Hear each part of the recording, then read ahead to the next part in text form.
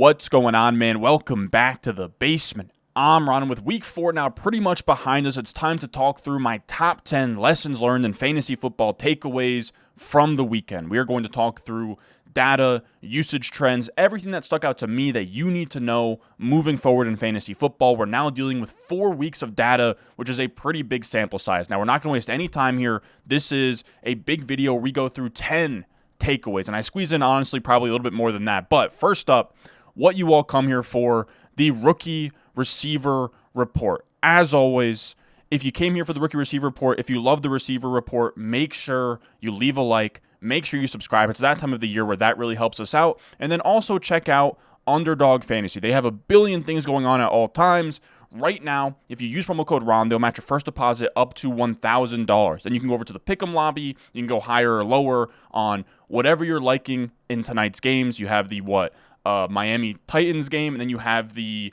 Detroit Lions versus Seattle Seahawks game. The Dolphins Titans one is pretty brutal. So if you want to have some action, you can. And they actually had a promo here where one of the employees at Underdog messed up and sent out a mass email to everybody for a bonus cash kind of promo here. He sent it to everybody on accident. So now for every NFL only pick'em entry you create today, so that's Monday, they will send you back 10% of those entry fees in bonus cash this Wednesday. I don't know why I said bonus, but you guys get what I'm saying. Lots of cool stuff happening there. You have, of course, the Best Ball Resurrection. You have everything you could possibly want over on Underdog. I will be streaming some kind of draft there every single Friday. Now, moving forward, you can find, of course, the links in the description and the comment section down below. Now, of course, we have the rookie receiver report here.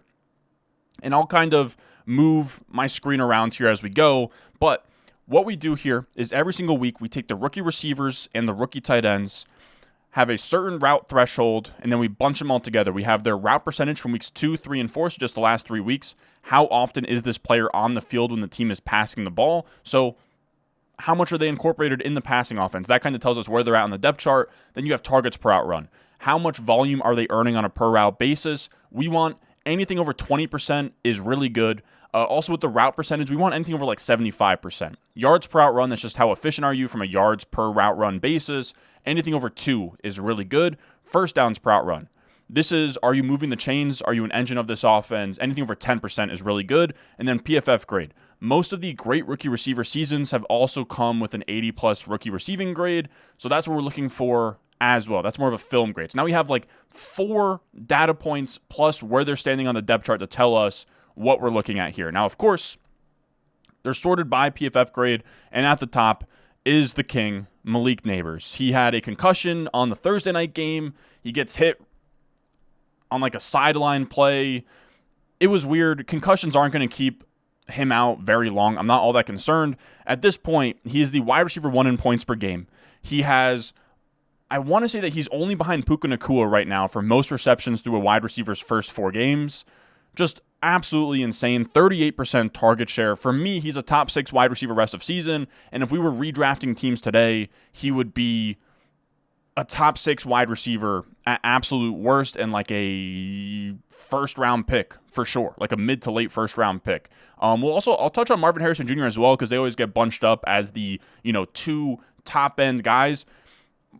It's funny because Marvin Harrison Jr. is having an amazing season. He's at 15.8 points per game. He's the wide receiver 11 overall. He is a wide receiver 1 right now. So that's perfect. He had 6 targets in this most recent game against Washington, 5 catches, 45 yards, 1 touchdown. You would have wanted more in a game script where they were trailing versus Washington the entire time, but I want to say that that's more on the Cardinals than it is on Marvin Harrison. They got blown out. They couldn't get anything going. But still, the per out numbers, he looks like a rookie, whereas Malik Neighbors is damn near on this OBJ rookie season trajectory. Marvin Harrison Jr. is a small tier break below where Chase and Jefferson were as rookies, but he still has the upside to get to their 17 plus point per game ceiling. Right now he's flirting with 16 plus, and that's just fine for where you drafted him. 22% target per out run, 1.98 yards per out run, 9.8% first downs per out run. That's all right in the neighborhood of what we want. And then we'll talk about kind of the men of the hour today that I really wanted to talk about, that I'm really excited about. And first up, that's Brian Thomas Jr. I am blown away.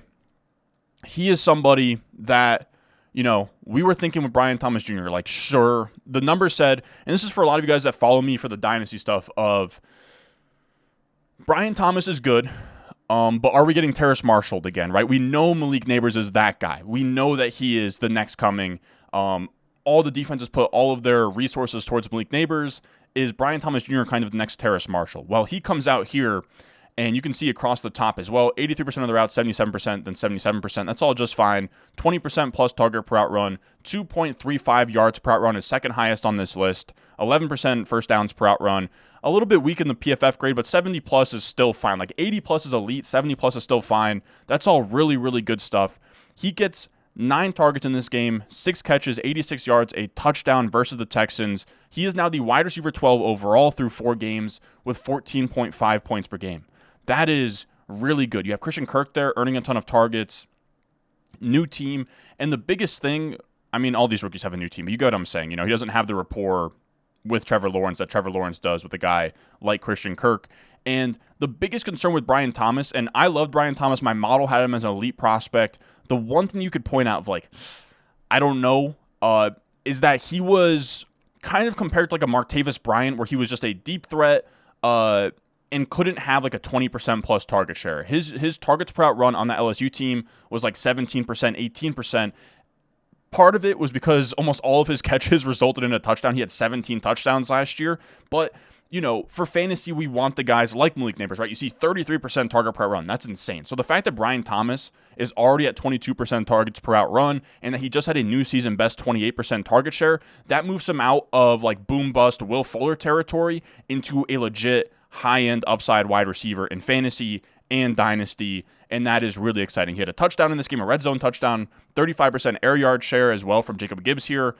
He is in a tier with the guy we're going to talk about next here, after Marvin Harrison and Malik Neighbors in terms of dynasty wide receivers at this point, and he is a wide receiver 2, wide receiver 3 moving forward. Like somewhere, for rest of season ranking, somewhere between like wide receiver 25, wide receiver 30 that you can fire up in your flex or like your wide receiver 3 or wide receiver 2 spot moving forward. He's going to be a top 20 dynasty wide receiver along with Ladd McConkey. Ladd McConkey, it's a shame that he's on this like low volume Chargers, Jim Harbaugh offense, but on a per route basis, we look at the top here, he is actually tied with Malik Neighbors in PFF grade. 28% target per out run is just bonkers. 2+ yards per out run, amazing. 11.9% first downs per out run, amazing. Just everything across the board. 80+ receiving grade as well. I couldn't be more certain in Ladd McConkey, the talent right now. The issue is Justin Herbert had under 200 receiving yards in this game versus the Chiefs, and it's just a tough environment. Right now, Ladd McConkey is the wide receiver 37 in expected points per game, so he's not much of a surefire, or as much as a surefire start as Brian Thomas Jr. is moving forward, but again, I'm very certain that he is good at football, Ladd McConkey, which is great for Dynasty, but then also for redraft. He is now someone that is a flex play moving forward with the upside to be an absolute monster down the stretch if something happens and maybe this Chargers team wants to pass the ball more, or maybe they just say, hey, Ladd McConkey is probably our best weapon on offense. Let's find ways to get him the ball, whether that's, making his target share something crazy like Malik Neighbors is, or just passing the ball more in general. That's all in the range of outcomes. He had 7 targets, 5 catches, 67 yards, and a touchdown in this game. Ladd McConkey is the real deal. Now, let's talk about some other guys that really arrived here this week, and that would be Xavier Legette, who, by the way, on our waiver wire article over on the Patreon, he was our second highest recommended ad after Jawan Jennings last week. He goes from 52% of the routes to 51% to 88%. That is huge. Xavier Legette has arrived. You can see from this tweet by Dwayne here, or Dwayne McFarland. I'll say his full name so you guys know. You can follow him, whatever, over on Twitter at Dwayne McFarland. 16.6 fantasy points, 88% of the routes, 25% target share, 30% air yards, available everywhere. And I agree. He's like this boom bust wide receiver 4. I mean, he's the wide receiver 2 on a Panthers offense that, as long as Andy Dalton's there, they'll be fine. So he's a flex play moving forward with huge upside if he can really establish himself in this offense and get some of those scheme touches that they were hyping him up for. And it's just really exciting, man. This is what the rookie receiver report is for. We saw in week 1 he had a 30% target per out run. Down a couple weeks, we see that he's outplaying Mingo, and then boom, All it takes is 1 week for him to go to an 88% route share, and now he's somebody you can actually put in your lineup moving forward. He gets 10 targets in this game, 6 catches, 66 yards, 1 touchdown. Flex play moving forward, and his per route numbers over the entire season, this is what like more of a rookie receiver looks like. I know we just talked about like Ladd and Brian Thomas and Neighbors and all these guys, but 18.9% targets per out run is really good, 1.5 plus yards per out run, and a Carolina offense that is just fine, and then 8.4% first downs per out run. For a rookie receiver, that is great, especially Xavier Legette, who was like super shaky. He could have been the next Jonathan Mingo, whatever. These are all really, really good and really strong numbers. Now, less of just like, not flavors of the week, but less of guys who like just broke out.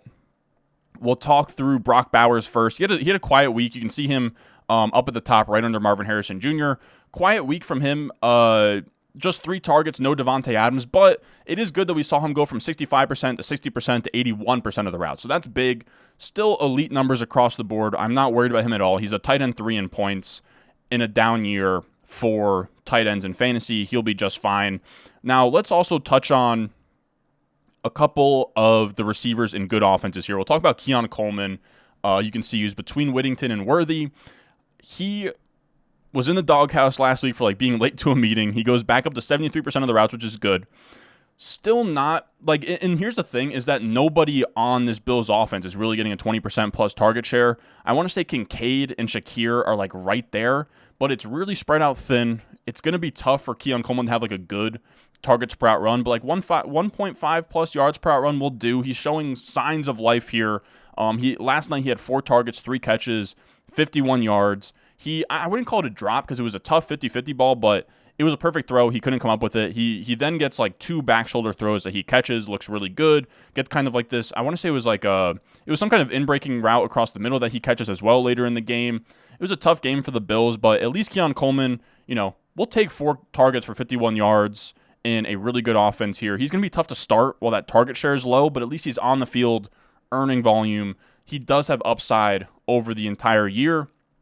And then we'll talk about Xavier Worthy, who is right below Keon Coleman here. He sets a career high with 85% of the routes. That's huge. We're going to talk about Rashee Rice in a minute here. Hate to see it. He goes down with the ACL tear. This is good news for Xavier Worthy. Xavier Worthy, again, season high in route share, so he's going to be on the field a lot more. The issue is we're still not seeing a ton of volume here. Just 4 targets, 3 catches. But the thing with Xavier Worthy, he's fast as hell. 3 catches, 73 yards, and a touchdown. So he had a good fantasy day, but he's not reliable week in and week out. He doesn't have a floor of any kind of production, which is tough to put in your flex. But the overall positive is that without Rashee Rice, we should see more touches going to Xavier Worthy. We'll see more end arounds. We'll see more targets going his way. And it is something to watch that they have a bye week in week 6. We do sometimes see a team want to scheme around their playmakers, young ones especially, like the post-rookie bye bump. We could see that for Xavier Worthy here. So it's leaving the door open, but 13.2% targets per out run is just not going to cut it. We need that number to get to like 18% plus, and then he's a startable every week flex. I'm still hopeful, right? This is a Chiefs offense with Pat Mahomes. He is now the de facto wide receiver 1 here after Travis Kelce. Better days are ahead for Xavier Worthy. I know it's like doom and gloom, even though he scored a huge touchdown and everything, but we can't keep living off of 4 targets. We got to get up to like 7, 8. I think that's coming, but we haven't seen it just yet. Who else do I want to talk about? We talked about Bowers. We talked about Worthy. Let's talk about Rome Odunze. That's the other tough one, right? Rome Odunze is across the bottom here, just under Legette. Not great by him. But it's tough for me to like really evaluate Rome Odunze at this point because a lot of his per out numbers, right? The per out numbers, PFF grade, it's all terrible. But it's tough to evaluate him properly when his QB has been bad, right? Caleb Williams flat out 157 yards this week. That's not going to cut it. You can't have a passing offense with 4 legit guys of DJ Moore, Rome Odunze, Keenan Allen, Cole Kmet with 157 passing yards against a Rams defense that was supposed to be bad. So it's honestly more an indictment on Caleb Williams at this point where you kind of just have to sit Bears players until we can see some kind of consistency here because all we have is 1 game versus the Colts, who the Colts are unanimously the worst defense in the league. Just gave up 36 fantasy points to Justin Fields. George Pickens hung 30 on him. So in games where they're not playing the Colts, this has been a rough offense to watch. They're not clicking. They're not gaining yards. I know that their rushing game was good in this one, but you just can't. you need to have some semblance of floor because you can't just have every flex play being a Hail Mary, and that's what Rome Odunze is at this point. It's sad because last week I came on here, I was like, all right, he has arrived, he's now startable, but we got to see this Bears offense look good in a game without 50-plus dropbacks for Caleb Williams versus a Colts defense, because that's what it came against last week. But Rome Odunze, 3 targets, 1 catch for 10 yards, just not going to do it. But I don't think his per route numbers or anything are indicative of his talent. Like, I'm still bullish on Rome Odunze, the player, right? We've had some injury stuff mixed in where he had like a weird knee sprain, and then also the Caleb Williams just not living up to expectations right now. So it's a tough spot for Rome Odunze again. I'm not really blaming him a ton, and I'm not really knocking him long term, but in the short term, it's very tough to try and put him into your lineup.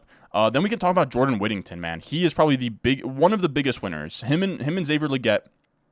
Jordan Whittington, you can look up there, is right under Brian Thomas Jr. He goes from 40% of the routes to now 97%, and he gives you 8 targets, 6 catches, 62 yards on the day, team high in targets, just amazing per route data as well. 24% targets per out run, 2+ yards per out run, 11% first downs per out run, 70+ PFF grade. He hits literally every single threshold for being a guy in the NFL.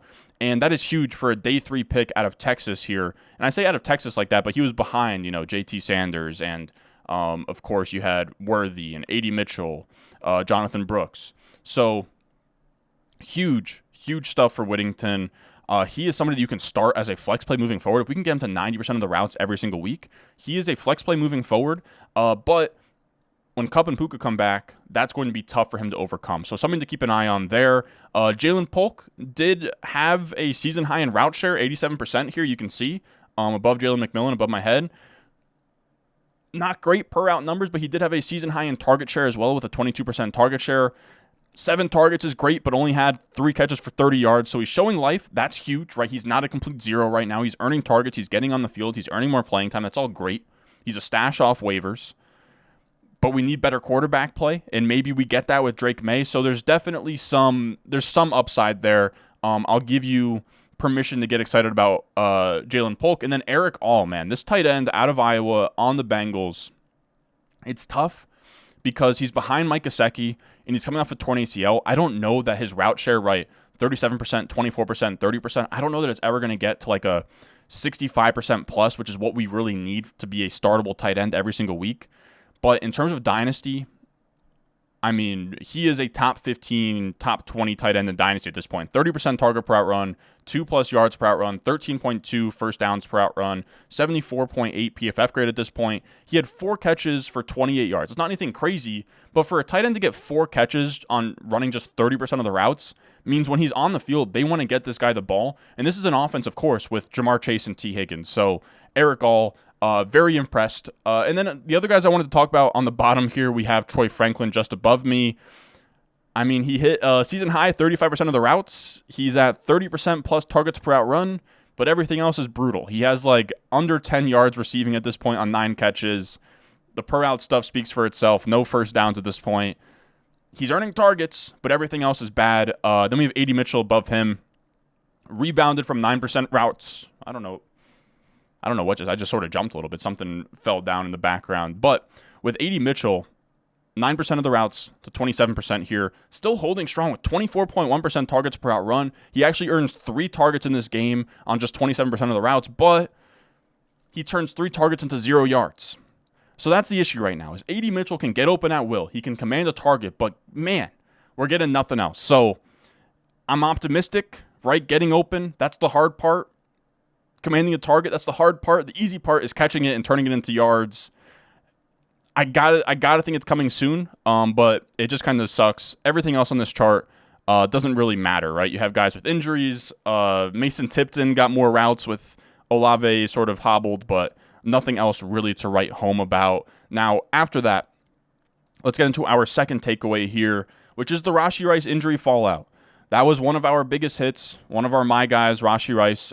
It sucks really bad, man. I went to go take my dog out to go to the bathroom. I come back, and my brother looks like he just saw a ghost. And he's like, I got bad news. I looked at the TV. It just wasn't great. You truly, truly hate to see it. I mean, I will say, I don't want to give anybody false hope, but before I started recording, I think Schefter put out a tweet, or no, it was Rappaport put out a tweet of like they're still doing testing, so like maybe we get positive news, but I'm not holding my breath, man. Suffered to have a torn ACL on like the most freakish way to do it too, where it was him trying to make an effort on a potential pick six, and his own quarterback knocks out his knee. Just brutal, man. Through 3 weeks, he was the wide receiver 2 in points per game, 21.6 points per game, tied to Patrick Mahomes. He was a monster win wherever you drafted him. But let's talk about what this means now. Now, I will say, unlike with running backs, McCaffrey goes down, run to your waiver wire and get Jordan Mason. There is none of that with Rashee Rice. You can't go and pick up Juju Smith-Schuster and throw him in at wide receiver 2. But if you had Travis Kelce, that's a pretty big win here, right? Travis Kelce, according to Jay Zacharyson, had 15% target share, then 13, and now a 32.1% target share in this last game without Rashee Rice. He had 15.9 PPR points on 9 targets, 7 catches, 89 yards. So that's all huge. Travis Kelce is now firmly in the tight end 1 overall conversation. I'll have to sit down on like Wednesday when I do my rest of season rankings, but it's tough to come up with somebody else, right? If Kelce's going to get this kind of usage moving forward and be the focal point, right? That was always kind of the issue with him and Rashee Rice, is they operated in the same spot of the field of like trying to find soft spots in the zones across the middle. Well, now that Rashee Rice isn't there, Kelce now has kind of a monopoly on that game, so he should be good. Like we said earlier, still just 4 targets for Worthy, not great, but it does fully open the door for them to really install him in this offense, especially coming off of that Week 6 bye. And then I will say again, there's no wide receivers to pick up here, but I will say in tight end premium or 2 tight end leagues, Noah Gray is the guy to add. He had the most targets after Travis Kelce, and he ran like, I want to say 60% plus of the routes. So he might actually be a startable player, in like super, super deep leagues or like 2 tight end leagues or tight end premium, like FFPC. He's a guy that I'll be looking to add. Noah Gray, the second tight end on the Chiefs. And then I also wanted to touch on with the Chiefs, the running back split. We have a tweet from John Daigle here. Chiefs running back touches. What happened was Carson Steele played this game. He started this game after he fumbled the week that Pacheco went down, and then he fumbles in this game, in a divisional game that they were trying to win.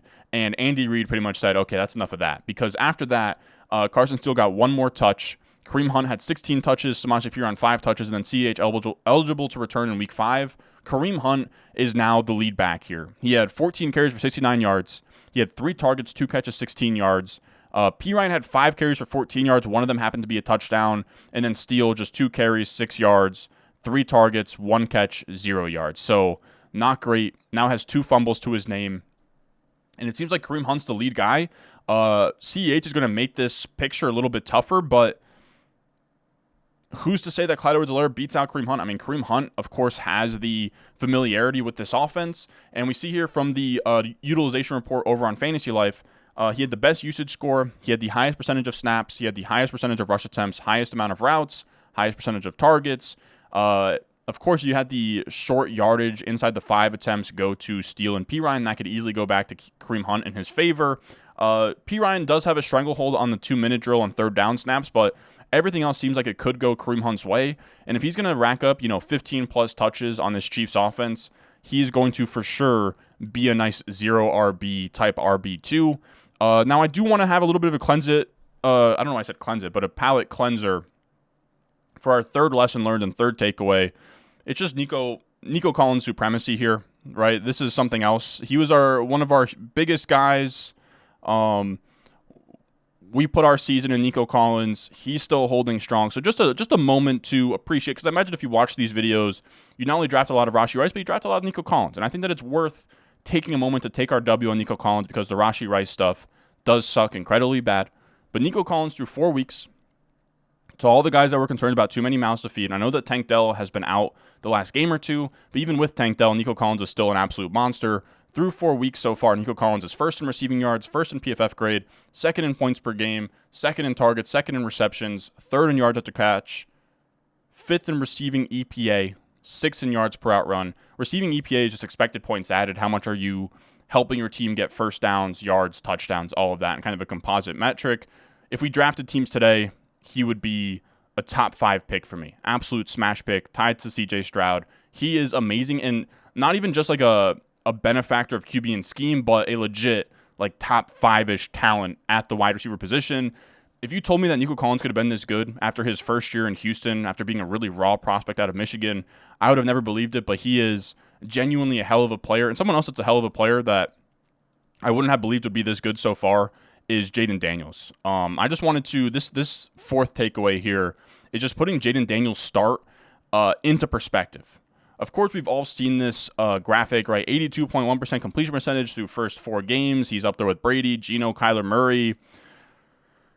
It's just nuts.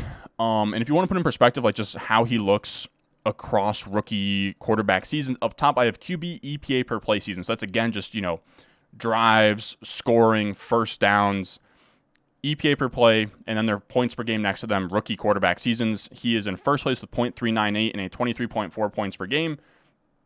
He's ahead of Dak, RG3, Deshaun Watson, Russell Wilson, Brock Purdy. I know that everyone loves to talk about like how good the rookie season was for Stroud, and it was. From a real-life perspective, it was great, but Dak Prescott was lights out. So was RG3. So was Deshaun in his 6th game. So was Russell Wilson. Purdy was amazing. You also had Justin Herbert, who I want to say threw for like 30 passing touchdowns. So lots there. You can see as well below that, this is just most fantasy points through a quarterback's first 4 starts in their rookie season. He is behind just Deshaun Watson, Cam Newton, and RG3. He's ahead of Hurts, Herbert, Andrew Luck, Dan Marino, Joe Burrow, CJ Stroud. So he has arrived.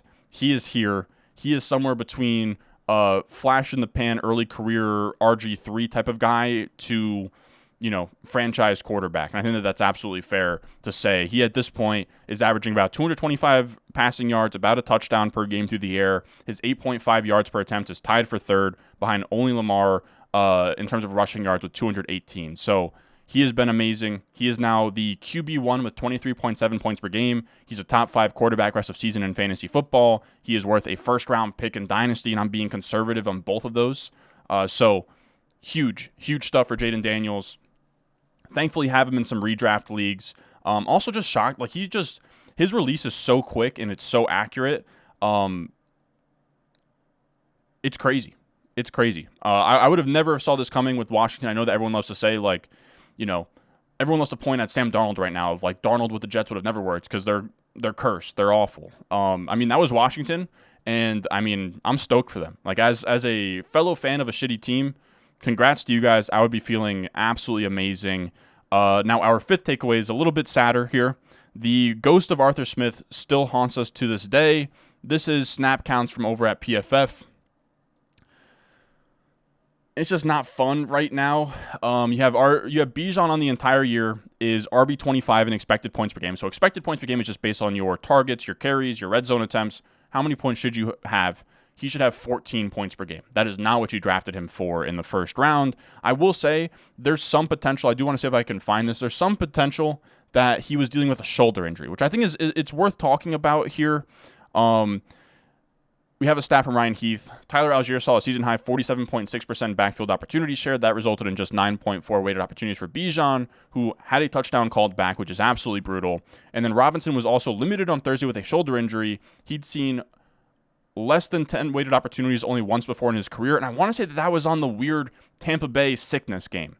So we kind of had another one with Bijan, and it's like, man, I don't know, fool me once, all right, but twice, it's like, it's just tough. There's just so many excuses you have to make for this guy, but it does seem like this was the case. This is a good chart from Hayden Winks that kind of just shows as the game goes on what happens. Once they were up 20-14, they just completely went with Tyler Algier. I wonder if Bijan tweaked his shoulder or if they decided, okay, we are probably going to win this game. Let's actually just save Bijan for later, because once you get to that 20-14 area, Bijan only has like 1 or 2 other times going into the game. So it's a really cool chart that's kind of like situational usage that shows you when a player comes in, when that running back comes in. And you can see up until about just past the 30-minute mark of this game, like first half, it was all Bijan. So I would keep your ears peeled or whatever for injury news on the Bijan front, but I can't believe that was the game plan.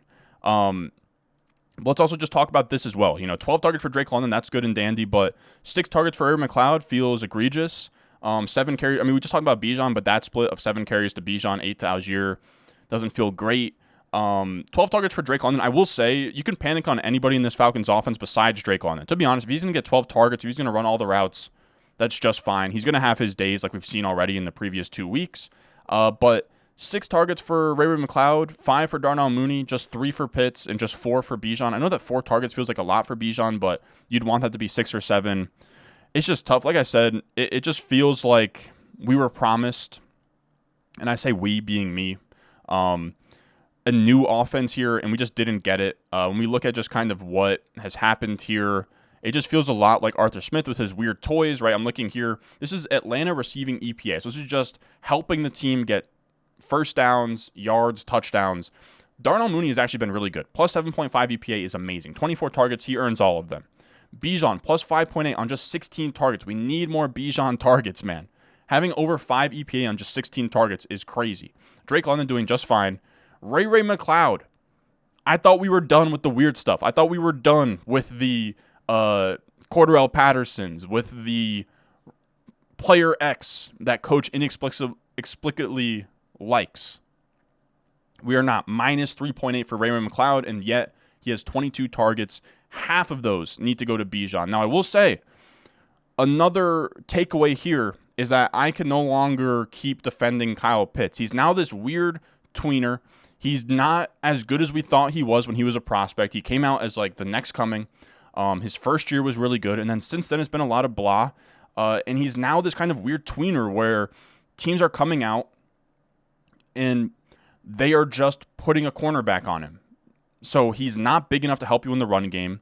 And then when you are passing it, they're just going to put a DB on him. So it's not even like he's a mismatch versus linebackers or safeties. He can't beat corners and safeties a lot of the times. So that's an issue. Kyle Pitts right now is a back-end tight end 1. He is in the same category as guys like Freiermuth, Hunter Henry, Cole Kmet, as somebody you put in there and you hope that because he has such a high ADOT and he can run fast in a straight line that he catches one. Maybe he catches a touchdown because he's 6'6" or whatever, and that's really all you got. The upside scenario of him being the tight end 1 overall, that's all gone. The scenario of like me loving him in Dynasty, it's all gone. I've had enough. I've seen enough. This is a team as well that doesn't have the same, right? When we had Arthur Smith, they took him 4th overall. That is no longer the case. This is not a team that feels any sunk cost. It's at least not a coach and a staff that feels sunk cost. Maybe the front office does, but I would doubt it. So it's just, I don't know. We've seen before, right? We've kind of had cautionary tales of early tight ends in the past, like Eric Ebron, like, Vernon Davis was pretty good, but he wasn't like, generational. So I don't know. It's tough for Kyle Pitts. He's the one that I feel the worst about. I do think that Bijan bounces back. We've seen Kyle Pitts now go from 79% to 71% to 65% to now 58% of the routes. Not good. Just 22 routes run. We had Charlie Warner running 7. Just not good. And on top of that, we were promised a new, this was supposed to be the Falcons version of Clint Kubiak, right? You get the hot new Zach Robinson hire in. Well, through 4 games, 21st in EPA per play, up from 26th during Arthur Smith's tenure, and then neutral pass rate 49.7%, up from 46.5% with Arthur Smith. And we still get the weird gadgety stuff of Ray McCloud and Charlie Warner and Tyler Algier outproducing Bijan. So I don't know. It's deja vu. It all sucks. I don't know. I would say better days are ahead, but Kirk Cousins doesn't look all that great. We just had in the press conference as well, Raheem Morris say that stats are for losers. It's just the same thing again. So I don't know. I wish I had something more positive to say, but outside of Drake London, there's reason for concerns across the board. Our 6th takeaway here, more positive. This one's more positive. We have Green Bay. More importantly, the rotation without Christian Watson. Now, we don't root for injuries, but this is one of those receiver rooms where no matter who you were betting on, an injury would help anybody because it was this 4-man wide receiver room. All of them have their claims to be on the field, right? Wicks, really good per route numbers on a small sample. Romeo Doubs, a very classic X that probably helps you more in real life than in fantasy. Jayden Reed, the next coming of Debo type of guy, but maybe not a full route participation guy. And then Christian Watson, complete, boom bust. This guy could be amazing, the next DK Metcalf, Will Fuller, or he could suck. So a huge range of outcomes. Christian Watson goes down with an ankle injury. He should be out for a few weeks. And what this gives us is a clear picture of what we should expect as long as Christian Watson is out. And it's kind of glorious. We have 51 routes for Romeo Doubs at 56, then 45 for Reed, then 45 for Dontavion Wicks. And that's beautiful. The fact that Bo Melton didn't come in and almost just take Christian Watson routes, and instead we had them consolidated across the top 3, that is absolutely huge. Now, because of that, we had 13 targets for Dontavion Wicks in this game, 5 catches. We'd like to see that be higher, right? But at least he's getting open, he's commanding targets, and he turned that into 5 catches, 78 yards, and 2 touchdowns. He is now a flex play in a really good offense. And then you have Jayden Reed, 8 targets, 7 catches, 139 yards, and a touchdown.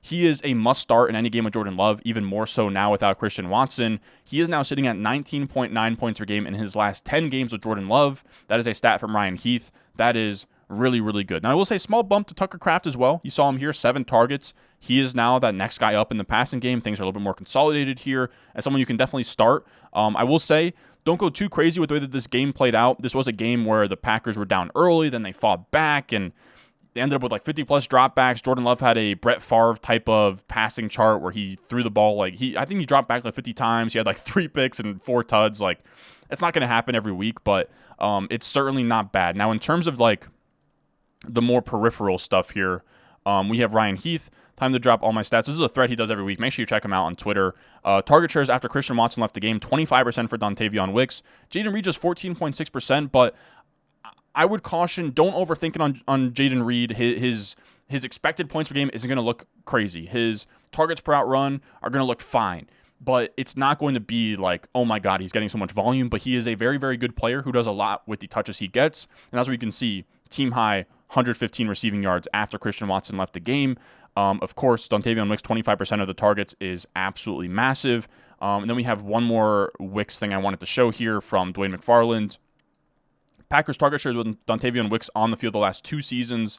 Wicks at 24%, Reed at 17%. There's a chance that Wicks is the best wide receiver in Green Bay. Reed is really damn good, but Wicks is also really, really good as well. And then his next tweet, Wicks has reached a 70% plus route participation or higher in 3 games. He has done really well in all of them. So he's somebody that needs to get picked up everywhere. I'm sure on tomorrow's waiver wire video, we will definitely take our time to talk through Dontavion Wicks. But I would say up arrow on everybody just because it's more consolidated. And then I did want to touch on the backfield a little bit here. I don't think it's a full-blown flipping happening here. Obviously not. Like, Emmanuel Wilson is not going to take over this backfield, but it's a lot closer than you might think. Dwayne McFarland said he's becoming a problem. Jacobs had 56% of the snaps, 41% of the attempts, 47% of the routes, 10% of the targets. Wilson, 41%, 36%, 26%, 4%. So, like 55-45 split was not what you were expecting when grabbing Josh Jacobs. Now it's kind of this like 1A, 1B scenario. I think Ike Azar on the bottom here did have a good point that you've had really weird game scripts the last 2 games where the Packers killed the Titans, then the Packers got killed by the Vikings and were in comeback mode. But still, that's a pretty big split, right? Jacobs has 30 opportunities to Wilson's 23 opportunities over the last 2 games. Wilson has looked good as well. Wilson is beating Josh Jacobs in rush EPA, yards to contact per attempt, success rate, but Josh Jacobs has still been great in his own right? He's beating him in like rushing yards over expected per attempt, and he still had some really explosive plays himself. I think that they're both just playing well in a LaFleur running game, and you're not going to get this like Josh Jacobs bell cow workload. You're going to get 60%, 65% in a good offense, which is fine, but like top 5 monster year for Josh Jacobs. I have a tough time seeing it, but I'm open to the contrary. After that, though, our next takeaway is what Flacco's in at quarterback. What does that mean for Indy? Another tweet from Dwayne McFarland. This is also a really good column that Adam Hutchinson does over at Football Guys, where he gives you kind of the injuries for the week. Richardson, hip pointer. It seems like it wasn't super major. It was just kind of precautionary of like, okay, he already got sent out of the game once. Let's just take him out for good, and we can like maybe activate him next week. He's projecting Adam Hutchinson here a week 5 return. So I do want to put that big fat disclaimer here is that everything we just saw from Flacco, and like if you have Pittman or you have Downs and you're getting excited, I'd pump the brakes. I'll still talk through it because we might get 1 or 2 weeks of Flacco, and that's interesting for the pass catchers. Right with with Joe Flacco today, Downs had 20.1 points, 33% of the targets. Pittman actually got going with Richardson before Richardson got hurt, which is nice to see. He ends up with 9 targets, 6 catches for 113 yards. So you can see here he only had 9.3 fantasy points with Flacco, but still 25% of the targets. Alec Pierce, 8% of the targets. As long as it consolidates to Downs and Pittman, they will be startable with Flacco. But again, I don't know how long that's going to go for. And Downs, of course, 9 catches, 82 yards, and a touchdown. Downs looks amazing, but it's not going to be a long absence for Richardson. But I'm open to the idea that Richardson can get better as a passer, so we'll see. Our 8th takeaway is Mark Andrews is dead, and I'm very sorry about it. Maybe dead's too strong. But when we look at the top-end tight ends, we now have a reason to like Travis Kelce moving forward. I think Laporta is going to be fine. I think that we're actually going to see a decent game from him tonight. McBride, after the concussion, will be fine. Kincaid looked fine last night. He's going to get his targets. So outside of that, I mean, of course, we're panicking on Pitts. Kittle looks amazing. After that, like, Andrews is done. Like, we have now 2 games in a row. Now, I will say, of course, they blew out the Cowboys. They blew out the Bills here. Not the game script for Mark Andrews, but if the floor is 45% of the routes and 35% of the routes, that is not a tight end you can feel good about starting. He is now, like, to me, he's a stash because the hope is that he had this tightrope surgery and he had a weird car crash in the offseason that, myself included, we all really downplayed. The hope is that's affecting him. He had a bad drop last night too, man. It's just been a tough watch. And the hope is we come out the other side like Tony Pollard did last year where he had a really rough stretch early to mid-season, and then like the final 5 to 6 games, he was back to his normal self. We've kind of seen that now carry over into 2024. Maybe we get that with Mark Andrews, right? He had that same tightrope surgery, which, by the way, Pacheco is having now with the same sort of like injury. I butchered it when I said it last week of like, I don't know if it's like, I don't know. I don't even want to try and say it, but it's some kind of leg injury. It's not good. And it might have zapped Andrews. And I still think we're going to have a game here where he runs 70% of the routes and he scores a touchdown and he's on all of our benches and we're going to hate it. But he's really tough. I think now on a weekly basis, when I like sit down to my weekly rankings, he's going to be like tight end 15 and like almost a Taysom Hill kind of play where the floor is 0 points, but the ceiling is like 2 touchdowns and 100 yards. Because I still think that that's out there. I still think in the right game script, the team really pushes the Ravens. That can happen. But for now, this is a really dominant team. They're beating the hell out of teams. Isaiah Likely is running the routes that Mark Andrews isn't. If you're in like a 10-team, 5-man bench or 12-team, 6-man bench, you can drop Mark Andrews. But I will be honest, like I have Mark Andrews in my home league. That's a 12-team, I think like 7 or 8-man bench.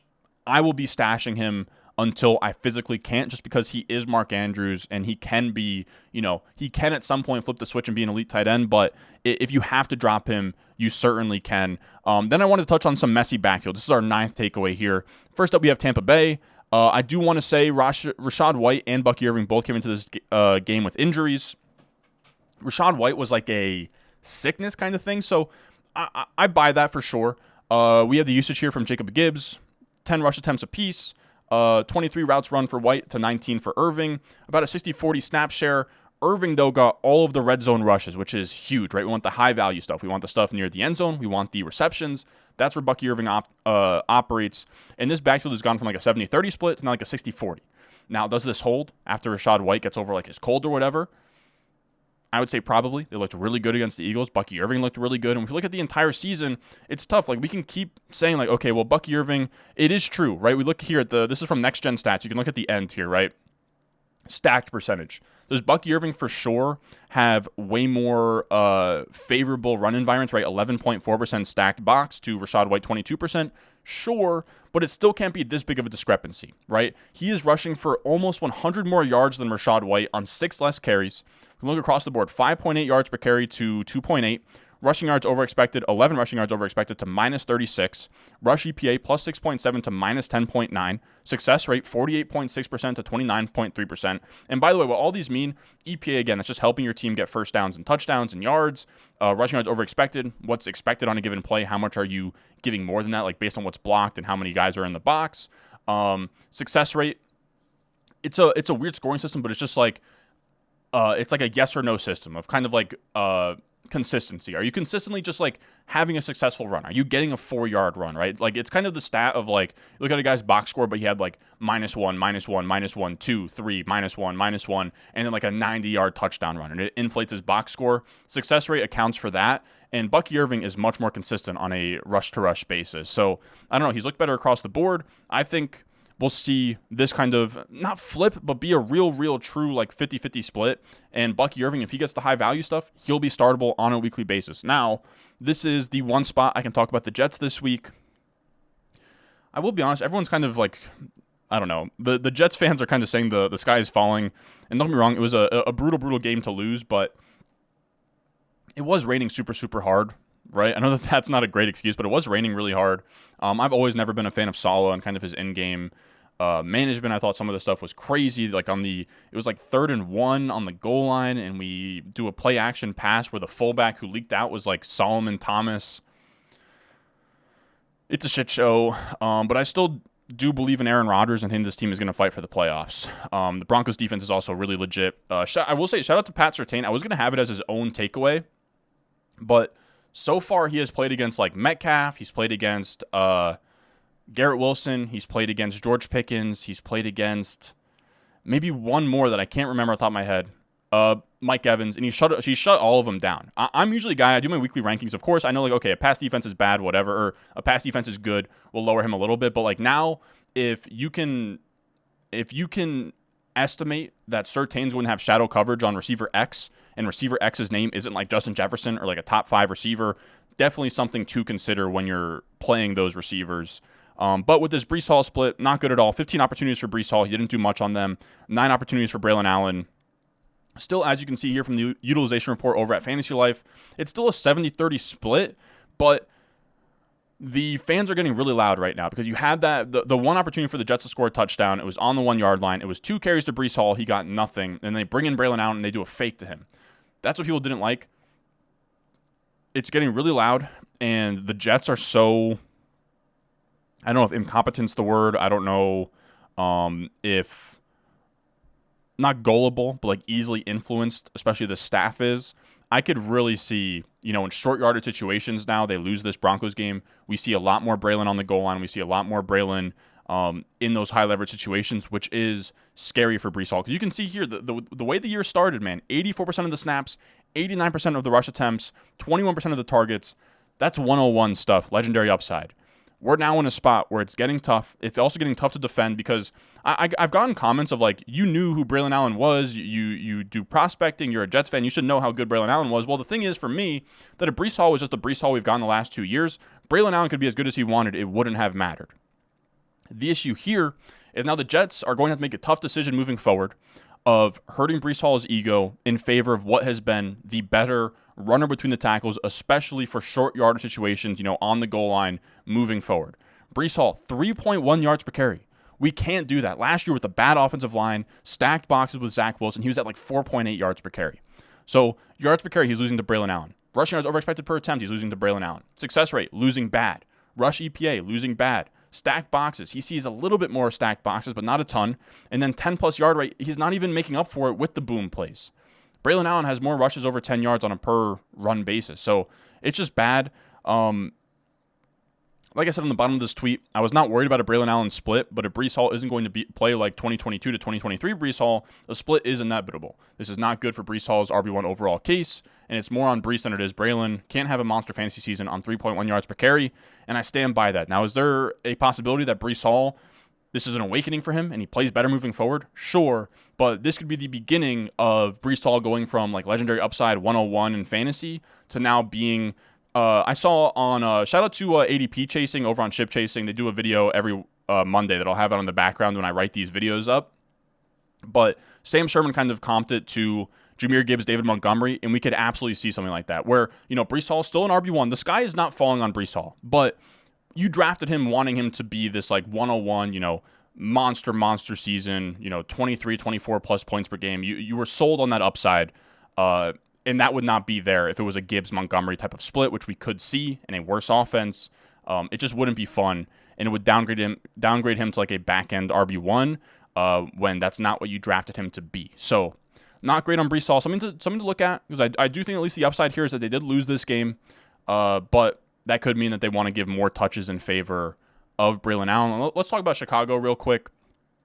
DeAndre Swift from Jacob Gibbs. His usage has been strong all year. He gets a 67% snap share in week 4, 16 of 23 running back rush attempts, 62% of the route participation, team high 7 targets and 72 receiving yards, 29.5 PPR points, no Khalil Herbert in this one. So really bad for Khalil Herbert. Khalil Herbert's now droppable if you have him, which really sucks, especially because Swift played good in this game, and they won this game. So it's a lot of like positive reinforcement on what they trotted out there. It sucks because we were like so close to getting Roschon and so close to getting Khalil Herbert and them just relegating Swift, but this has now bought Swift more time, and the role is so good that he's now like a top 30 running back rest of season and somebody you can start not confidently, but as like an RB3 or like a low end RB2 moving forward. I will say as well, we have Cincinnati, Chase Brown, and this isn't. I do want to make it clear.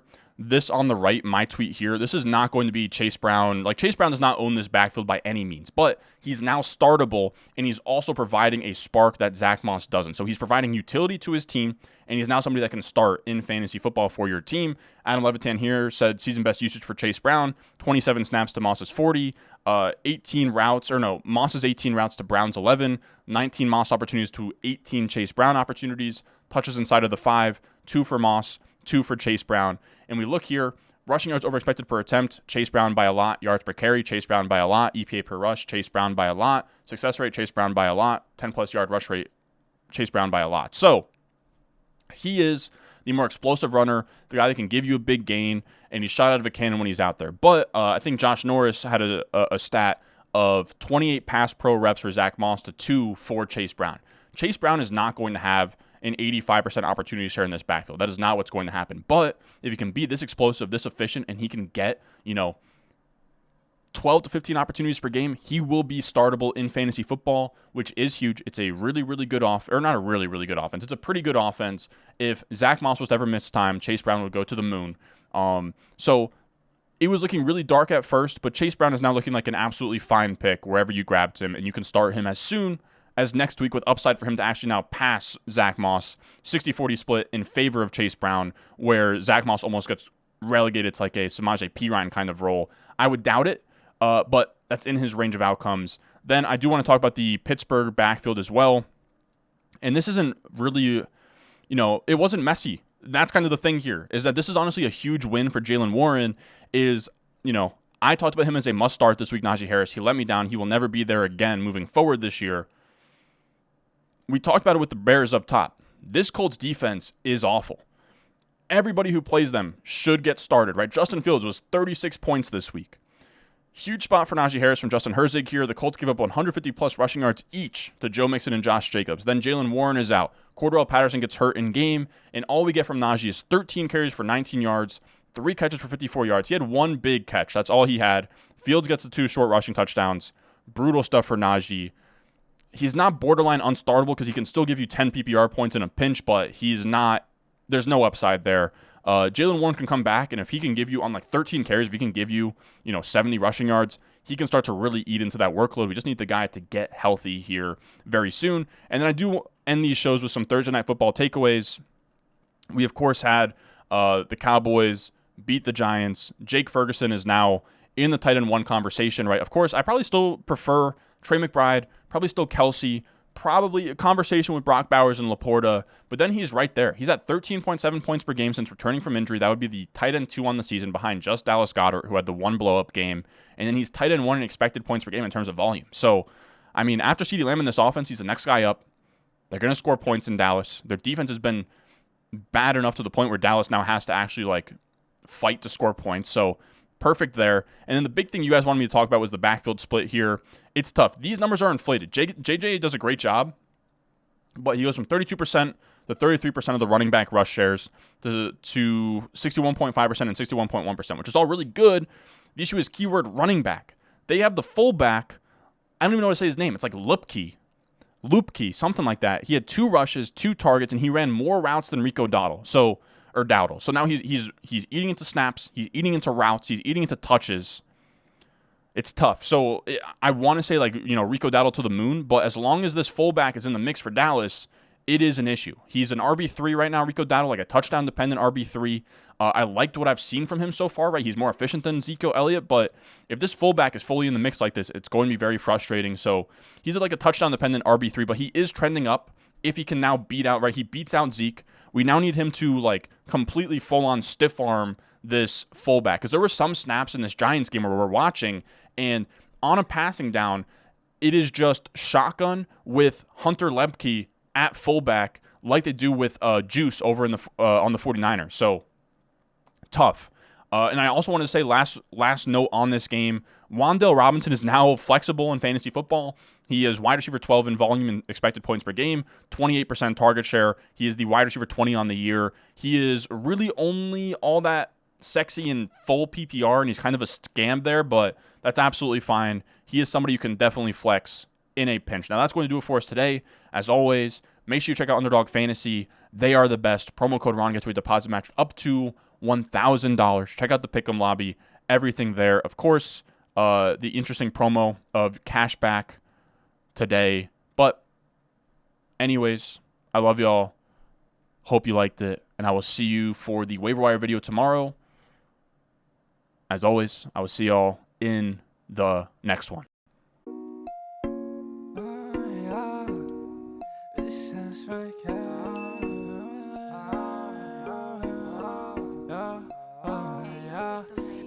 Stones, like this froze, ice cold, ice around my body like I'm